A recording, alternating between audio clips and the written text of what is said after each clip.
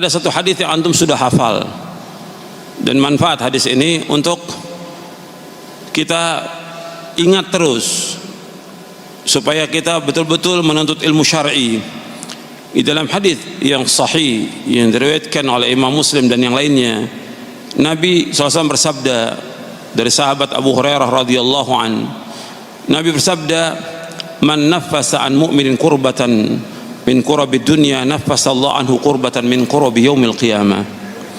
Wa man yassara ala mu'sirin, yassara Allahu alaihi fid dunya wal akhirah.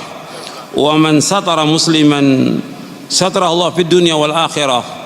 Wallahu fi auni al-'abdi ma kana al-'abdu fi auni akhi. Wa man salaka tariqan yaltamisu fihi 'ilman, sahhala Allahu lahu bihi tariqan al jannah. Wa majtama'a qaumun fi baitin min buyutillah yatluna kitab Allah wa yatadarasunahu bainahum illa nazalat 'alaihimus sakinah wa ghashiyatuhumur rahmah wa haffathumul malaikah wa dzakarahumullahu fi man 'inda wa man batta'a bihi 'amalu lam yusri' bihi nasabuh."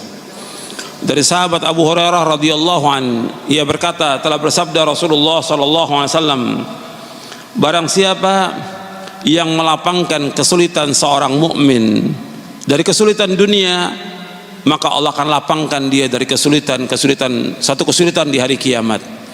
Barang siapa yang memudahkan orang yang dililit utang, maka Allah akan mudahkan dia nanti pada hari kiamat. Allah akan mudahkan di dunia, Allah mudahkan di akhirat. Barang siapa yang menutupi aib seorang muslim, Allah akan tutup aibnya di hari kiamat. Allah akan tutup aibnya dunia dan akhirat. Dan Allah akan senantiasa menolong seorang hamba selama hamba itu menolong saudaranya. Dan barang siapa yang berjalan untuk menuntut ilmu, maka Allah akan mudahkan jalannya ke surga. Antum ingat tuh, barang siapa yang berjalan untuk menuntut ilmu, Allah akan memudahkan jalannya ke surga. Wa man salaka tariqan yaltamisu fihi ilman, sahhalallahu lahu bihi tariqal jannah. Barang siapa yang berjalan untuk menuntut ilmu, Allah akan mudahkan jalannya ke surga. Kemudian Nabi lanjutkan SAW, wa majtama'a qaumun fi baitin min buyutillah yatluna kitab Allah wa yatadarasunahu bainahum illa nazalat alaihimus sakinah wa ghashiyatuhumur rahmah wa haffathumul malaikah wa dzakarahumullahu fi man indah. Dan tidaklah berkumpul satu kaum di satu masjid dari masjid-masjid Allah yang mereka membaca kitab Allah dan mereka pelajari, mereka kaji kitab Allah itu, melainkan yang pertama akan turun sakinah, ketenangan. Yang kedua diliputi oleh rahmat Allah SWT. Yang ketiga dikelilingi oleh malaikat. Yang keempat Allah akan sebutkan orang-orang yang hadir oleh Allah, disebutkan di hadapan para malaikat yang berada di sisi Allah SWT. Wa man batta'a bihi 'amaluhu lam yusri' bihi nasabuh. Barang siapa yang lambat amalnya, tidak dapat dikejar oleh nasabnya. Itu perhatikan ini. Ini hadis manfaat. Ada di Arba'in An-Nawawi hadis ini. Hadis sahih riwayat Muslim. Yang pertama Nabi sebutkan, kalau ada teman kita, saudara kita mengalami kesulitan, kesusahan, bantu, jangan diam kita. Dia seorang muslim, kita kenal, kita tahu, apalagi dia saudara kita, tetangga kita, dia sulit, bantu. Allah akan hilangkan nanti kesulitan kita nanti pada hari kiamat. Orang yang memudahkan orang yang dililit utang, dia nggak mampu untuk bayar, susah hidupnya, dililit utang karena dia nggak ngerti. Dia berutang orang miskin, kita bantu untuk bisa membayarkan hutangnya. Atau dia hutang pada kita, yang kita lihat nggak mampu dia untuk bayar, kita bebaskan. Atau kita berikan tempo atau bebaskan, seperti Allah sebutkan dalam surah Al-Baqarah, wa in kana dzu usratin fanadhiratun ila maisarah wa an tasaddaqu khairul lakum in kuntum ta'lamun. Dan jika orang yang sulit nggak mampu untuk bayar hutang, kamu tunda sampai waktu dia lapang. Kalau kamu sedekahkan itu lebih baik bagi kamu jika kamu mengetahui. Mudahkan orang yang dililit oleh hutang. Kemudian yang ketiga Nabi sebutkan, barang siapa yang menutupi aib seorang muslim, Allah akan tutup aibnya dunia dan akhirat. Jadi nggak boleh kita menyebarkan aib seorang muslim, apalagi dia orang-orang yang saleh, orang-orang yang baik, yang taat kepada Allah, taat kepada Rasulnya. Yang keempat, Allah akan selalu menolong seorang hamba selama hamba itu menolong saudaranya. Selama kita menolong seorang hamba, menolong seorang, Allah akan tolong kita. Yang kelima, Allah sebutkan barang siapa yang berjalan untuk menuntut ilmu, Allah mudahkan jalan ke surga. Itu perhatikan tuh. Maka nggak boleh kita lepas untuk menuntut ilmu. Sampai kapan menuntut ilmu? Sampai wafat. Terus kita harus semangat untuk menuntut ilmu syar'i sampai kita diwafatkan oleh Allah. Belajar Quran dan Sunnah menurut pemahaman salafus soleh wajib gitu. Yang pokok yang pertama kita kaji tentang akidah. Kajian tentang akidah, bukan kajian tentang tematik bukan yang lain, bukan ceramah umum.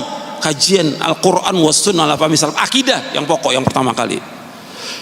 Kemudian selanjutnya, barang siapa yang berkumpul di satu masjid, dari masjid Allah, di masjid, kajian itu di masjid, bukan di rumah, di masjid.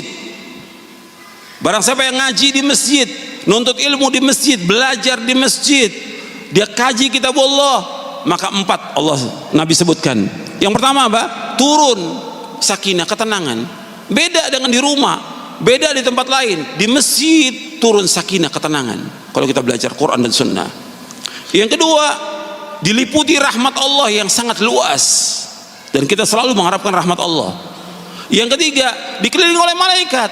Kalau kita nuntut ilmu, malaikat itu mengepakkan sayapnya. Semua malaikat bersayap. Semua malaikat bersayap. Dia kepakkan sayapnya karena apa? Menghormati orang-orang yang nuntut ilmu. Nabi bersabda SAW, innal malaikata la tada'u ajnihataha li talibil ilmi ridhan bima yasna'. Sesungguhnya malaikat mengepakkan sayapnya kepada orang-orang yang menuntut ilmu, ridho dengan apa yang mereka kerjakan, ridho dengan orang menuntut ilmu. Maka antum sungguh-sungguh nuntut ilmu, jangan malas, rajin dan perhatikan, ikhlas karena Allah, catat apa yang disampaikan.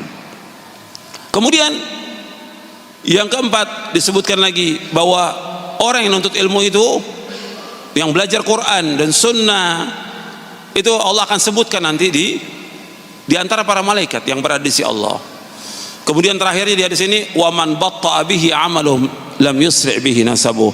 Barang siapa yang lambat amalnya tidak dapat dikejar oleh nasabnya.